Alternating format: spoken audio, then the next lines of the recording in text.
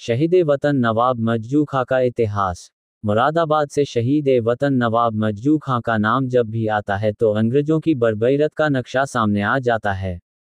जिसने अंग्रेजों की आंखों में आंखें डालने की कोशिश की, अंग्रेजों ने उसको नेस्तो नाबूद करने के लिए कोई हरबा ऐसा नहीं था जो इस्तेमाल न किया हो।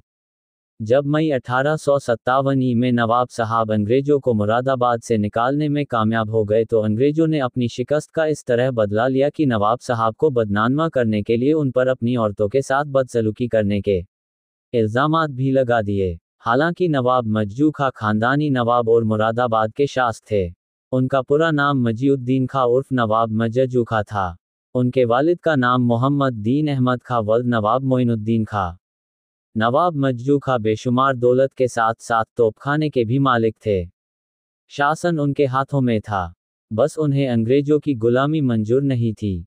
वह भी अगर ज़मीर फरोश होते तो रामपुर नवाब की तरह अपनी जिंदगी ऐश से गुजार लेते। चालाक ईस्ट इंडिया कंपनी अथरत अंग्रेजों ने 10 नवंबर 1821 के एक मुलाहिदे की आड़ में लखनऊ के नवाब सआदत अली खां से अवध का आधा इलाका छीन लिया। उस मुलाहिदे की रूह से जो जिले कंपनी को मिले उनमें रोहिलखंड का इलाका शामिल था। रोहिलखंड को 3 जिलों में बांट दिया गया, जिला बरेली, जिला बदायूं और जिला मुरादाबाद, जिसे इलाके का मुख्य स्थान करार दिया गया।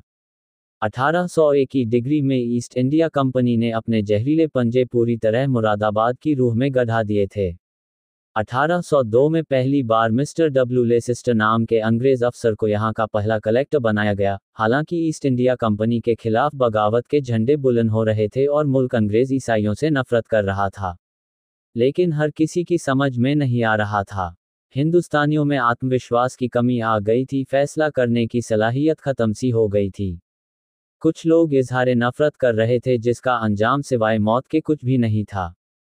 तो कुछ अंग्रेजों की गुलामी कर रहे थे, कुछ खामोश आंसुओं से गुलामी की जंजीरों पर मातम कर रहे थे और कुछ बेहिसी के आलम में थे जिनका मकसद 2 वक्त की रोटी मुहैया करना और खा लेना था। न उन पर हालात का कोई असर था, न जुल्म का। अंग्रेजों के जुल्म सराहते सहते शायद वो जुल्म का अर्थ भूल गए थे।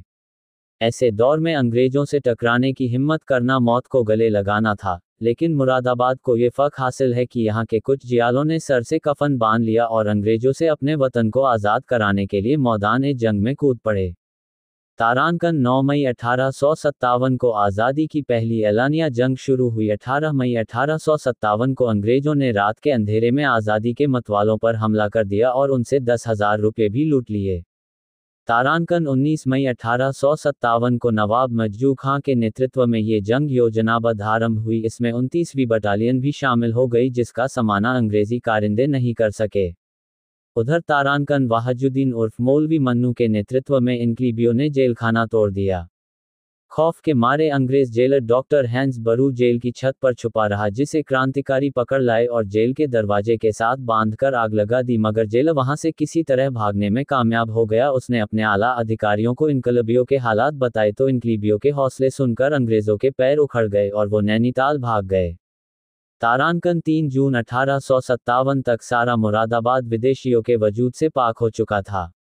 इस जवानमर्दी और बहादुरी की वजह से नवाब मजजू खां को बादशाह बहादुर शाह जफर की ओर से मुरादाबाद के नाजिम की सनद हुकूमत लिख दी गई, जो जनरल बख्त खान के माध्यम से 18 जून 1857 तारानकन को हजरत बहाउद्दीन फरीदी साहब रजबपुर में सौंपी गई।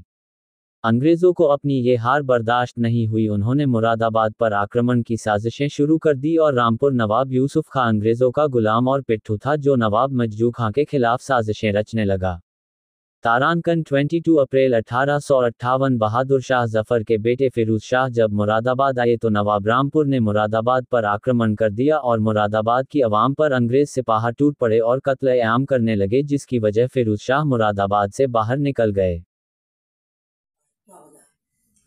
26 जनवरी जो था, जब महात्मा गांधी के नेतृत्व में देश में आंदोलन चल रहा था देश की आज़ादी का अंग्रेजों के खिलाफ, तो महात्मा गांधी ने और कांग्रेस, जो उस टाइम कांग्रेस पार्टी थी, जो महात्मा गांधी के दौर की कांग्रेस पार्टी थी, आज की कांग्रेस पार्टी नहीं है, तो उसमें यह तय हुआ था कि 26 जनवरी को हम अपना स्वतंत्रता दिवस मनाएंगे।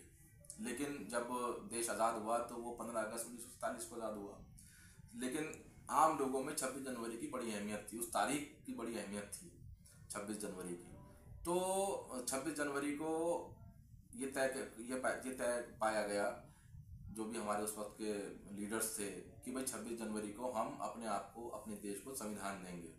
तो जो हमारी कॉन्स्टिट्यूंट असेंबली बनाई गई, जिसको जो संविधान सभा भी कहते हैं उसे, जो बाबा साहब अम्बेडकर ने संविधान लिखना शुरू किया, उस पर ड्राफ्ट किया, तो 26 जनवरी 1950 को वो संविधान जो है हमने अपने देश को दिया, अपने आप को दिया। और उस संविधान पर हम लोगों ने कसम खाई कि हम इस संविधान के हिसाब से, इस संविधान की जो इसमें बातें लिखी हैं, उस इबारत को ज़मीन तक उतारेंगे और हर फर्द तक ये संविधान पहुंचाएंगे। लेकिन अफसोस है कि आज का जो दौर चल रहा है, उस दौर में संविधान की बातों को मानने वाले संविधान बेवकूफ़ कहलाते हैं। लेकिन हम पहले भी संविधान के साथ थे, हम आज भी संविधान के साथ हैं। गणतंत्र दिवस आने वाला है, इसको लेकर स्वतंत्रता सेनानी नवाब मज्जू की जो मज़ार है उसको लेकर किस तरह की तैयारी की जा रही है? देखिए, हर साल की तरह इस बार भी 26 जनवरी को शहीद वतन नवाब मज्जू खां के मज़ार पर एक चादर पोशी होती है। लोग आते हैं, खराज अकीदत पेश करते हैं, जिसमें शासन प्रशासन के लोग होते हैं, मुरादाबाद की आवाम भी होती है, और जो भी शख्सियतें हैं वो सब मुरादाबाद आती हैं, उनको खराज अकीदत पेश करते हैं।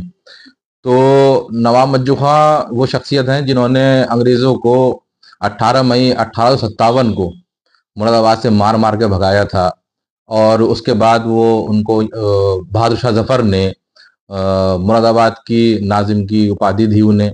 वो मुरादाबाद के नवाब घोषित हुए, और 22 अप्रैल 1858 को जब बहादुर शाह जफर के बेटे फिरोज शाह मुरादाबाद आए और फिर जब वो यहाँ से चले गए, तो उसके बाद अंग्रेज़ों ने और रामपुर नवाब ने मिलकर मुरादाबाद पर हमला कर दिया।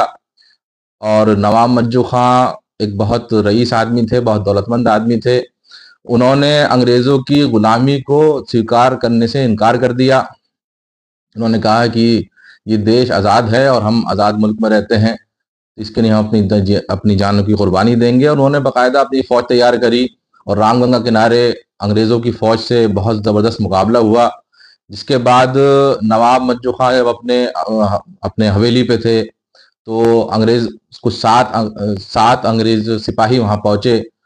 नवाब साहब ने 7 अंग्रेज़ सिपाहियों को तो अपने तहे टेक कर दिया, और उसके बाद और वहाँ सिपाही पहुँचे अंग्रेज़ों के, जिन्होंने नवाब साहब को वहाँ गोली से शहीद कर दिया।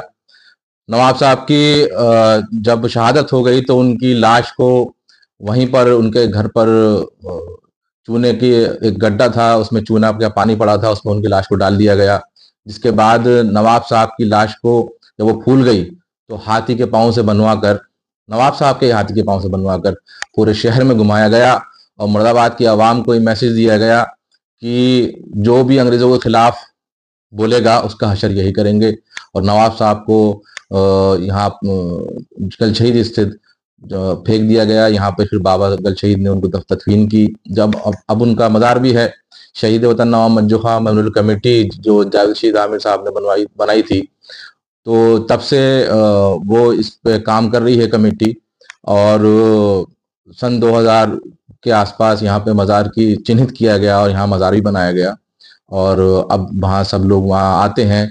बस हमारी सरकार से, प्रशासन से सबसे यही गुजारिश है कि जिन लोगों ने अपनी जानों को इस देश की आज़ादी के लिए कुर्बान किया, हमारी आज़ादी के लिए कुर्बान किया, आने वाली नस्लों को आज़ाद रखने के लिए कुर्बान किया, उन शहीदों को याद करने के लिए सिर्फ 1 दिन या 2 दिन नहीं होने चाहिए, बल्कि उनके नाम पर मुरादाबाद में नवाब मज्जू खां यूनिवर्सिटी बननी चाहिए। एक बहुत मशहूर पत्रकार थे, स्वतंत्रता संग्राम सेनानी थे, सूफी अम्बा प्रसाद, तो उनके नाम पर कोई मेडिकल कॉलेज होना चाहिए, कोई पत्रकारिता का कॉलेज होना चाहिए। तो ऐसी चीज़ होनी बहुत ज़रूरी है। अब मुरादाबाद में एक यूनिवर्सिटी भी बन रही है, तो सरकार ने उसको पास भी कर दिया है। तो हम चाहते हैं उस यूनिवर्सिटी का नाम नवाब मज्जू खां के नाम पर रखा जाए, जिससे हमारे आने वाली नस्लों को प्रेरणा मिले कि देश की आज़ादी की लड़ाई लड़ने वाले, देश पर कुर्बान होने वाले लोगों को हम वो लोग हैं कि जो भूलते नहीं हैं, उन्हें याद रखते हैं। इमली का पेड़ भी है यहाँ पर, क्या था इसका? जब फिरोज शाह, जो बहादुर शाह जफर के बेटे थे, मुरादाबाद आए थे, तो उनसे लोगों ने कस्में खाई थी, और उसमें 10,000 लोगों ने उसमें कस्में खाई थी, इसमें हिंदू और मुसलमान दोनों शामिल थे। कुरान और गीता पे कस्में खाई गई थी कि हम अंग्रेजों के खिलाफ आखिर दम तक लड़ेंगे। लेकिन जब अंग्रेजों ने यहाँ पर मुरादाबाद पर कब्जा कर लिया और नवाब साहब की शहादत हो गई, तो वो जो लिस्ट थी वो अंग्रेजों के हाथ लग गई और मुखबिरों ने ये काम किया, कुछ जमीनों के लिए, कुछ जायदादों के लिए, और एक एक करके उन लोगों को ढूंढ ढूंढ करके उनको शहीद किया गया। तो गलशहीद का जो इलाका है, यहाँ सब पहले पेड़ ही पेड़ थे, अब कुछ उसकी निशानियां यहाँ बाकी रह गई, जिसमें एक इमली का पेड़ भी है। वहां पर लोगों को लाकर शहीद किया जाता था और लाशों को उतारा नहीं जाता था, ताकि लोगों को हमेशा ये अंग्रेज दिखाना चाहते थे कि जो भी अंग्रेजी हुकूमत के खिलाफ बोलेगा उसके साथ हम यही सलूक करेंगे।